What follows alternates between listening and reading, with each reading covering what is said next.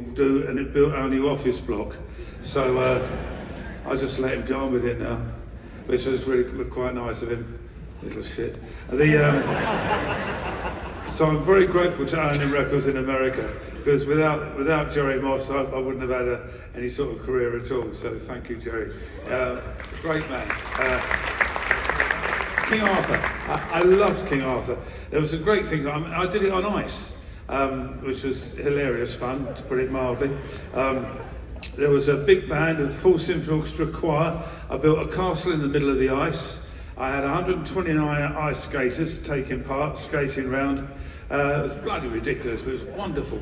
And on the third night, the chap from A&M Records, Tony Burfield, nice guy, came to me and said, "Rick, we've got a problem." I said, "What's that?" He said, "One of the ice skaters is ill." I said, "There's 129 of them, it doesn't matter if one's ill, no one's going to miss one." He said, "Oh, should he?" I said, no, it's fine. And it was only when we started playing that it occurred to me what the problem was, because we came to a piece called The Last Battle. And in The Last Battle, if you can imagine the castle in the middle of the ice and the ice skaters, we had 25 ice skaters on one side, dressed as knights, with hobby horses in dry ice, so you just saw the heads of the horses and 25 on the other side.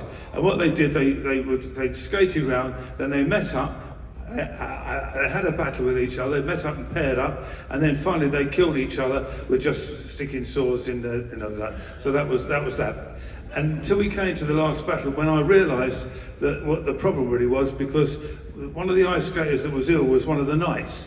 So we had 24 on one side and 25 on the other. And they skated round and paired up, all except for one guy who was skating around looking for somebody to kill. And there wasn't, and finally the others all killed each other. They disappeared down into the dry ice, looked great, except for this one guy who was skating around. And you can see the audience and the orchestra, they all cottoned on going, how's he going to get out of this one? And I thought, I'm not going to get out of this, we're just going to have to stop. But this one guy skating around his own, I mean, I wish I knew who he was, because I could thank him. Absolute genius. He committed suicide. It was brilliant. He got a standing ovation. See, people who say prog rock isn't fun, trust me, it bloody well is.